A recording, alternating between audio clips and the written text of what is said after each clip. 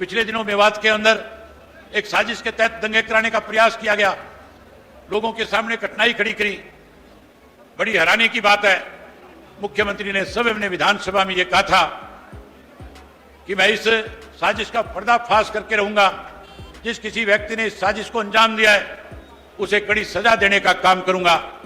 हमारी विधानसभा का सेशन आया, मैंने मुख्यमंत्री से पूछा कि मुख्यमंत्री जी वो साजिश करता कौन है? आपने हरियाणा प्रदेश के लोगों से वायदा किया था कि जो भी कोई साजिश करता होगा हम उसे बेनकाब करने का काम करेंगे। आज 2 महीने बीत चुके, कौन व्यक्ति है जिसने इस साजिश को अंजाम देने का काम किया? मुख्यमंत्री के पास कोई जवाब नहीं था। मैंने कहा यह साजिश किसी और की नहीं, ये साजिश भारतीय जनता पार्टी और आरएसएस के लोगों की है। आप लोगों ने साजिश के तहत माहौल बिगाड़ने की कोशिश करी थी, लेकिन मेवात के लोगों ने, आप जहां साजिश के तहत इस मेवात के भाईचारे को खत्म करना चाहते थे, लोगों ने उस भाईचारे को और ज्यादा मजबूत करने का काम किया। आज उसी का सबूत है कि आप हजारों की संख्या में इकट्ठे होकर के इस बात पे फिर से मोहर लगा रहे हो कि साजिश के तहत आपकी भाईचारे को कोई खत्म नहीं कर सकता। बधाई देता हूं मेवात के लोगों को, चाहे वो किसी भी धर्म से जुड़े हुए हैं, सब ने इस साजिश को खत्म करने के लिए, नाकाम करने के लिए, भाईचारे को मजबूत करने का काम किया। अब एक नया काम सरकार ने किया है।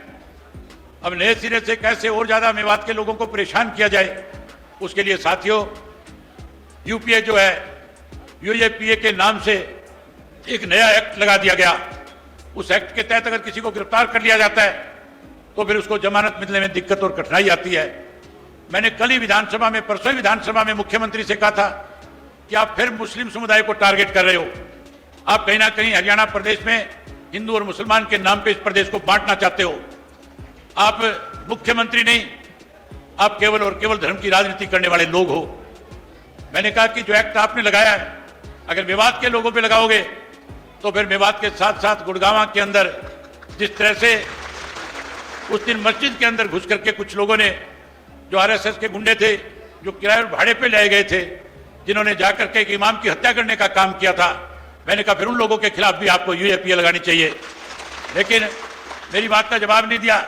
हैरानी की बात है, कांग्रेस के 3 विधायक आपके यहां से चुन करके गए हुए हैं। मैंने जब तक इस बात का जिक्र नहीं किया था, मेरे से बोलने वाले जो भी कांग्रेस के लोग थे, किसी ने इस इशू को उठाने का काम नहीं किया। जब मुझे बोलने का मौका मिला, मैंने जब इस इशू को उठाया तो कांग्रेस के लोगों को मजबूर होकर के आपकी बात को उठाना विधानसभा में पड़ा। आप चिंता ना करें, चाहे कितना भी सख्त से सख्त कानून बना ले, चाहे कितनी भी बड़ी से बड़ी परेशानी आपके सामने खड़ी करे, इंडियन नेशनल लोकदल पार्टी का एक एक कार्यकर्ता आपके साथ हमेशा हमेशा के लिए खड़ा रहेगा। इस प्रदेश में, देश में भारतीय जनता पार्टी की सरकार बनने के बाद किस किस्म के हालात रहे, हमें किन किन दिक्कत और कठिनाइयों से गुजरना पड़ा, किस तरह से इस भारतीय जनता पार्टी ने हमारे सामाजिक ताने बाने को तोड़ने के लिए, जहां धर्म की, मजहब की राजनीति करके लोगों का आपसी भाईचारा खराब करने का काम किया। आज साथियों वक्त आ रहा है, चंद दिनों के बाद देश की लोकसभा के चुनाव होंगे और मेवात जिला हमेशा चौधरी देवीलाल की नीतियों में विश्वास रखता रहा, चौधरी देवीलाल को ताकत देता रहा, चौधरी देवीलाल के आदर्श को मानता रहा। आज फिर आप जो हजारों की संख्या में यहां इकट्ठा हुए हो, इंडियन नेशनल लोकदल पार्टी को बड़ी ताकत देने का काम करोगे। इस लोकसभा के चुनाव में जात पात, धर्म और मजहब के नाम की राजनीति करने वालों लोगों को मैं उम्मीद करूंगा कि आप सबक सिखाने का काम करोगे। जहां लोकसभा के चुनाव में सबक सिखाओ, वहीं विधानसभा का चुनाव भी अक्टूबर और नवंबर के महीने में होगा। मेरे से पहले सारे साथियों ने इस बात का जिक्र किया था, इस भारतीय जनता पार्टी ने किस तरह से इस मेवात जिले को, मेवात के लोगों की अनदेखी करने का काम किया।